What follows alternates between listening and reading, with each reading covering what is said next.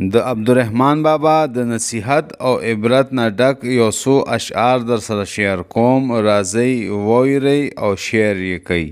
عبدالرحمن بابا فرمایي وی دا دنیا د بے وفا، بے وفا د بے بقا، نه یې مخ شته نه یې سټ شته لکه لوټه د صحرا. او وی په یوه ګړی یې مخ وي، په یوه ګړی یې شا، په یوه ګړی داستا شي، په یوه ګړی زما. په یوه ګړی یې درد وي، په یوه ګړی دوا، او په یوه ګړی یې خوف وي، په یوه ګړی رجا.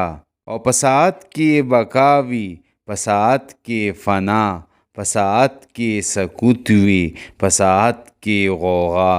او په ساعت کې خندا وي، په ساعت کې جړا، په ساعت کې وفا وي، په ساعت کې جفا.